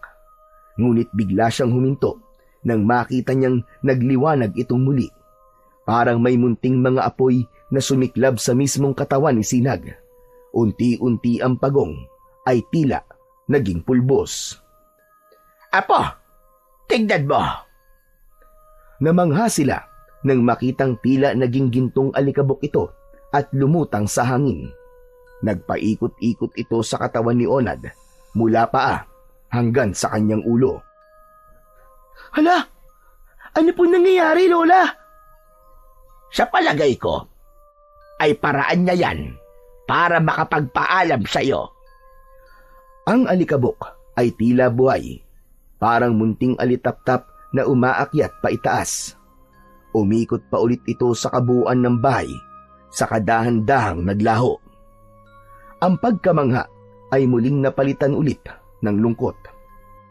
Lola, wala na talaga siya. Iniwan na niya talaga ako. Itinaas ni Onad ang naiwang gininto ang bahay ni Sinag. Bigla, mula sa ilalim nito ay may nalaglag, isang maliit at kumikislap na bato. Napatingin silang lahat sa bagay na yon. Ayan na, Apo, ang mutya. Talagang nasa loob pala ito na bahay niya. Dahan-dahang dinampot ito ni Lola Milagros, ngunit nang mahawakan niya ito, ay bigla din niyang nabitiwan. Aray, napasyo ako. Napakagat siya sa labi habang tinitignan ang bahagyang paltos sa kanyang palad. Ayaw akong tanggapin ng mutya. Mukhang ikaw lang, Apo, ang may karapatang humawak nito. Dahil ikaw ang tagapagmana. Tumingin si Onad sa kanyang lola. Nag-aalanganin siya ng una, pero kinuha din niya ang mutya gamit ang parehong kamay. Nang mahawakan niya ito, isang kakaibang pakiramdam ang dumaloy sa kanyang buong katawan. Mainit nga ang mutya, pero hindi siya napapasok o nasasaktan. Lola, parang may nakahawak po sa kamay ko. Mainit pero hindi po ako napapaso. Sa'yo na nga talaga yan, Apo. Ikaw na ang bagong tagapangalaga ng mutya. Ingatan mo yan at alagaan mo mabuti, ha? Huwag mong hahayaan na mapasakamay yan ng mga masasamang nilalang. Akin na po talaga to. Pero paano ko naman po ito gagamitin? Makikita mo ang kapangyarihan nito sa oras na kailanganin mo na. At dapat mo lang matutunan, kailangan mong maniwala sa kakayahan mo at sa iyong mutya. Apo, simula bukas, hindi na muna ako magtitinda sa palengke. Kailangan mo na kitang maihanda. Kailangan mong matuto kung paano lumaban na ginagamit ang lakas kasabay ng isip. Kaya ko po ba ito, Lola? Hindi mo masyadong mabigat ang responsibilidad na to para po sa akin? Walang ibinibigay ang tadhana na hindi mo kayang buhatin, Apo. Kaya ka napili na mutya kasi alam niyang kaya mo. Napatingin si Onad. Naging sunod-sunod ang pagtango nito at pagkatapos nun ay niyakap siya ng kanyang lola at sumunod naman ang kanyang ama. Salamat po sa inyong dalawa, Lola, Tatay. Salamat po sa pagpapalakas niyo ng loob ko. Kung wala po kayo, sigurado po, hindi ko po kakayanin to. Walang anuman yun, anak. Tungkulin namin na ihanda ka at gabayan sa tamang landas. Mahal na mahal ka namin, anak. Muli, isang mahigpit na yakap ang kanilang pinagsaluhan bago sila tahimik na bumalik sa kani-kanilang silid para muling matulog. Mahaba pa ang gabi, kailangan pa nilang magpahinga. Kinabukasan, tila walang nagbago ang mga tao sa baryo, walang kaide-ideya na may nangyaring pagsalakay ng mga aswang sa bahay nila Onad. Para sa kanila, normal lang ang araw na yon. Pero para kay Onad, simula sa araw na yon, marami nang magbabago. Nakatayo siya sa may balkonahe nila. Hawak ang mutya na isinabit sa isang itim na lubid at ginawang kwintas. Nakatingin siya sa langit, iniisip si Sinag. Apo, ilimin mo muna itong gatas mo. Salamat po, Lola. Pagkaabot ng isang basong gatas, ay aalis na sana si Lola Milagros, pero tinawag siya ni Onad. Lola, bakit po parang walang alam ang mga tao dito sa nangyari sa atin kagabi? Hindi talaga nila malalaban na po. Dahil na mga aswang, may mahika sila na kayang magtago ng ingay.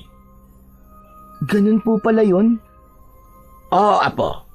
Kaya nilang dayain ang mga tunog para malaya silang makapambiktima. Pero Lola, tama po ba na ilihim din natin sa kanila yung mga nangyari? Hindi na nila kailangan malaman yon. Ayaw natin na madamay sila. Ayaw natin na maging magulo ang baryo na to. Pero Lola, paano po kung bumalik po yung mga aswang? Paano kung di na po tayo ang puntiryahin nila? Paano makakapaghanda po yung mga tao? Hindi na nila kailangan maghanda. Dahil ikaw na mismo ang poprotekta sa kanila ng tahimik. Tulad ng ginawa ko noon, Apo. Tahimik lang ako nakipaglaban sa mga aswang. At yun na rin ang magiging responsibilidad mo ngayon. Kailangan mong ipagtanggol at bantayan ang baryong ito, maski hindi nila alam. Lahat po ba ng antingero, ganito po ang buhay? Oo, Apo. Pero kaya mo yan. Kaya mong harapin ang dilim dahil may liwanag kang hawak. At alam mo ba, na isa sa pinakamasayang pakiramdam sa mundong ito ay yung malaman mong may buhay kang naisalba. Tumango si Onad.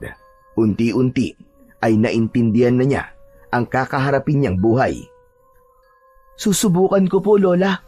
Kahit natatakot ako. Natural lang matakot, Apo. Pero lagi mong tatandaan, nandito lamang si Lola. Handa akong gabayan at samahan ka. Nagpasalamat si Onad sa kanyang lola. Umupo ang matanda sa kanyang tabi at doon na rin ito ininom ang kanyang kape. Mabilis na lumipas ang mga araw. Ang maglola, nagsimula na rin mag-aral ng mga orasyon. Naging tahimik naman ang buong baryo. Wala nang nangyaring pag-atake at labis ang naging pasasalamat ni Lola Milagros dahil malaking bagay ang katahimikang yon para mas lalo niyang maihanda ang katawan at isip ng kanyang apo, ang bagong tagapagligtas ng baryo. At isang araw tinawag ni Lola Milagros ang kanyang apo. Pumasok sila sa maliit na aklatan ng kanyang lola. May ibibigay nga pala ako sa iyo, apo. Ano po yun, Lola? Lumapit ang matanda sa isang sagradong kabinet. Binuksan niya yon at kinuha mula doon ang sandata na nakalagay pa sa kaluban. Hinugot niya mula doon ang isang espada na magkabilaan ang talim. Agad na pinagpawisan si Onad nang makita ang sandatang inilabas ng kanyang lola. Lola, bakit po kayo may ganyan? Hindi ba't sinabi ko nga sa iyo? Dati akong lumilipol ng aswang. Ito ang sandata kong ginagamit doon. At ngayon, apo, ipinapamana ko na ito sa iyo. Talaga po? Salamat po, Lola. Pero Lola, ang laki naman po niyan. Parang hindi ko po kayang buhatin. Saka parang natatakot po ako. Parang espada po yan ng isang mandirigma eh. Totoo na bang espada ito ng isang mandirigma, apo? Hindi ba't ikaw ay isa na ngayong mandirigma? Huwag kang matakot sa sandatang ito dahil kakampi mo ito. Ito ang magiging kasama mo sa pakikipaglaban. Pinalapit ng matanda ang kanyang apo. Ipinahawak niya ito kay Onad. O heto, apo, hawakan mo. Subukan mo damhin kung ano ang sinasabi nito sa'yo. Nang mahawakan ni Onad ang sandata, labis ang pagtataka niya. Bigla siyang natigilan. Hindi siya nakaramdam ng kahit na anong bigat. Parang isa lamang itong patpat na laruan sa kanyang mga kamay. Hindi rin siya nahirapang iwas-iwas ito sa hangin. Kumakapit ito sa kanyang palad na tila bahagi ng kanyang katawan. Ang bawat galaw niya ay sinusundan ng espada. Pinanood siya ng kanyang lola na may bahagyang ngiti sa labi. Handang-handa ka na nga, apo. Tumigil si Onad sa kanyang ginagawa at hinarap ang kanyang lola. Huminga siya ng malalim at bahagyang tumango. Muli niyang tinignan ang espadang hawak. Tapos na ang kanilang pag-iensayo sa araw na yon. Tahimik silang lumabas mula sa silid. Pagsapit ng gabi, bago siya pumikit upang matulog, maingat niyang inilapag ang espada sa tabi ng kanyang higaan. Nasa loob ito ng matibay na kaluban. Ang hawakan ay nakapaling sa direksyong madili niya itong mahagilap kung sakaling kailanganin. Saglit pa siyang tumitig dito bago marahang ipinikit ang kanyang mga mata. Tahimik ang gabing yun. Walang nagbabadyang panganib kaya't naging kampante si Onad. Ngunit hindi pa man nagtatagal, biglang naramdaman niya ang pag-init ng kanyang mutya. Napansin din niyang umaandap-andap ang liwanag nito. Mabilis siyang bumangon at kumatok sa kwarto ng kanyang lola. Ipinakita niya ang kanyang mutya. Agad na nagsabi ang matanda na dumating na ang oras na kinakatakutan nila. Sumalakay na naman ang mga aswang. Agad siyang nagbulsa ng langis na madalas niyang ginagamit bilang pangunang lunas kapag siya ay nasusugatan. Samantala, narinig ni Mang Karding ang dalawa, kaya naman bago lumabas ang maglola, kinausap niya ang mga ito. Sasama ako sa inyo. Tay, kaya na po namin ito ni Lola. Anak, pagbigyan mo sana ako. Gusto ko mapanood ang unang laban mo. Kunwari ka pa. Gusto mo lang ba siguro na ligtas yung anak mo? Kaya gusto mong sumama? Napakamot sa ulo si Mang Karding, pero hindi na rin siya pinigilan ni Lola Milagros. Hinayaan niya na itong sumama. Naglakad sila sa labas at nagmasid sa paligid. Maya-maya, napansin ni Onad na tila gumagalaw ang mutya sa kanyang dibdib. Inilabas niya ito. Husang lumutang ang mutya, parang nagtuturo ng direksyon. Lola, tignan niyo po. Itong mutya po nakaturo po dun sa gubat. Kung ganon, ay alam niya kung nasaan ang kalaban natin. Tara, sundin natin siya. Tumakbo sila. Sinundan nila kung saan nakaturo ang mutya. Pumasok sila sa madilim na bahagi ng gubat. Doon nga nila nakita ang isang nakakakilabot na tagpo. Isang batang lalaki ang bitbit ng isang nilalang na may mahahabang kuko. Kaanyo nito ang aninong sumalakay sa bahay ni na Lola Milagros. Payat, mahaba ang katawan at leeg na may mapupulang mga mata. Lola! Ang aswang! Walang alinlangan, tumalon si Onad papunta sa halimaw. Sa mismong sandaling yon, nagliwanag ang kanyang katawan. Nabalot siya ng isang gintong baluti. Makapal, parang bahay ng pagong. Ang mga gilid nito ay may disenyong tila kaliskis, makintab at mukhang matibay. Nagulat ang aswang sa biglang pagsulpot niya. Nabitiwan ito ang bata. Humarap ito kay Onad at nagpakawala ng isang malakas na hiyaw, galit na galit. Bigla itong umatake. Sumugod gamit ang matutulis niyang mga kuko. Kinalmot niya ang katawan ni Onad, pero bigla itong natigilan nang biglang maputol ang kanyang mga kuko. Umatungal ang aswang ng napakalakas. Muli nitong sinubukang kagatin ang balikat ng bata, pero tulad sa kanyang mga kuko, nabasag din ang kanyang mga ngipin. Nawalan ng silbi ang kanyang mga pangil. Napangiti si Lola Milagros, ganun din si Mang Karding. Tuwang-tuwa sila sa pinapakitang tapang ni Onad. Nang makitang nakalamang na ang apo, lumapit ang matanda sa batang dapat sana ay bibiktimahin ng aswang. Nagulat siya nang makilala ang bata. Ang mga sugat nito ay agad niyang nilapatan ng paunang lunas. Napalingon siya ulit sa naglalaban matapos niyang gamutin ang bata.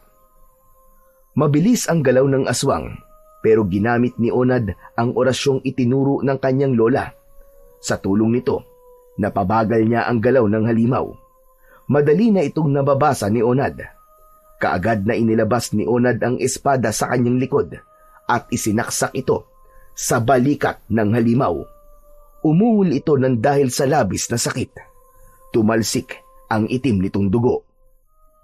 Pugutan mo ng ulo, apo, para matapos na ang laban. Ngunit natigilan si Onad. Hindi niya kayang tapusin ang buhay nito. Sa halip, hinayaan niyang dahan-dahang nagbago ang anyo ng aswang. Bumalik ito sa pagiging anyong tao. Nanlaki ang mga mata ni Onad nang makilala ang tunay na anyo ng aswang. Mang Ponciano? Hindi siya makapaniwala na totoo nga ang mga balitang kumakalat tungkol sa matanda. Sinasabi ko na nga ba ikaw na naman ang pasimuno ng gulo dito sa baryo. Nagmulat ng mga mata si Mang Ponciano. Nanghihina ito. Akala ko ba may kasunduan na tayo? Na mananahimik ka na at hindi naman bibiktima pa ng mga tao? Ano to, Ponciano? Nanlaki ang mga mata ni Onad nang marinig ang sinabi ng kanyang lola. Alam pala nitong aswang si Mang Ponciano.